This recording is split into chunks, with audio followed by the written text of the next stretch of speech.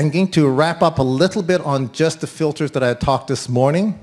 I'm going to go into a different phase on the subject of water.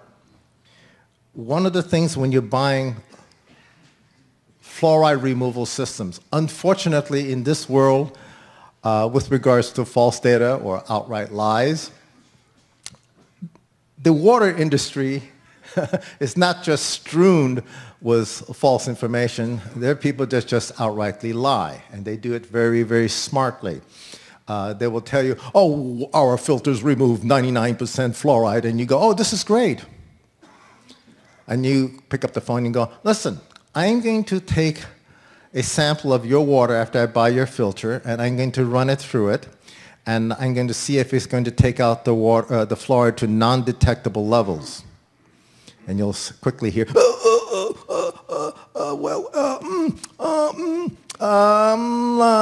let's see here.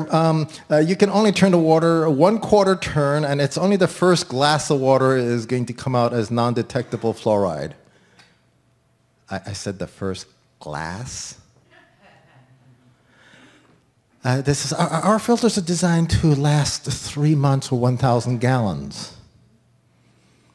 So the next question you should ask is, at the end of 3 months or 1,000 gallons, how much fluoride are you still taking out? They're not happy. It's 60 to 63%.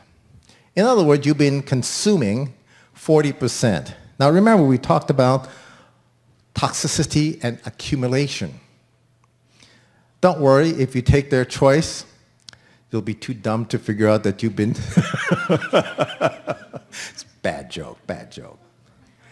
The other thing that you have to know about water filtration is size, right? You need water contact time with the media that's in the tank.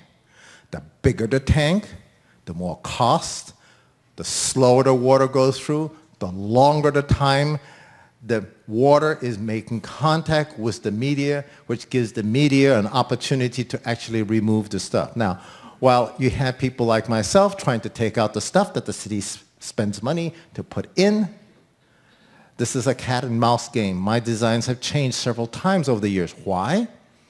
Because I make it. They tweak their fluoride a little different. They make it smaller. They acidify it a little bit more. It goes more towards the infinitely soluble conditions.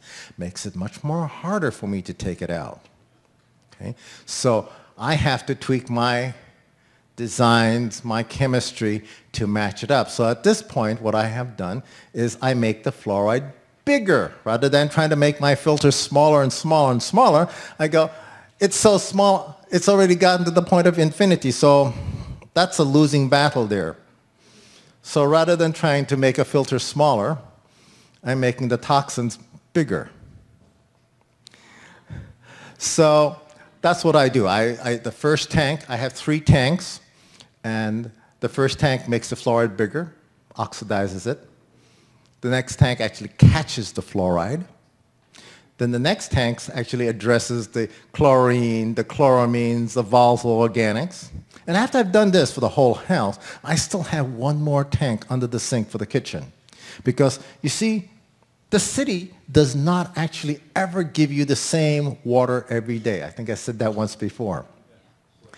Now think about it. If you were one of the city employees, and you have to put the fluoride or whatever toxic chemicals into the water every day, what do you have to do? You have to dress up with a hazmat suit. For our drinking water, yeah, you have to dress up as a hazmat suit to put some stuff into our drinking water. You then add it to the drinking water. Then you walk back out, and there's 2 guys with their hazmat suits on, and they hose you down.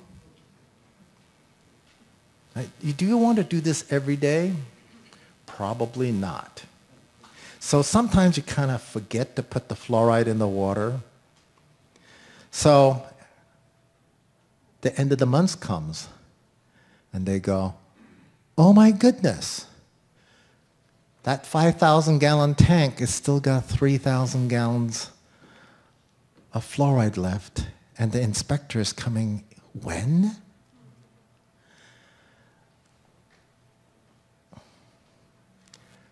You get the picture. So this is why my systems are designed doubly redundant, because you have what's legal, you have what's politics, and then you have what humans really do.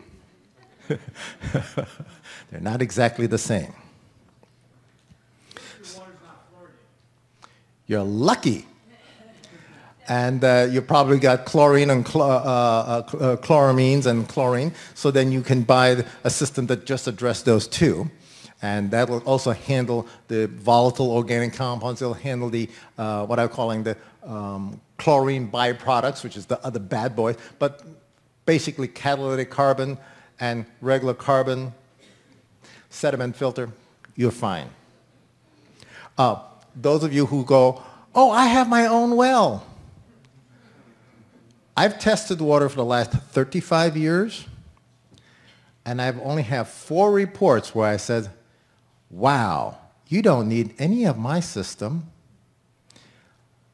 The 4 reports have one thing in common. Top of the mountain, private water table, nobody else above or below them or around them.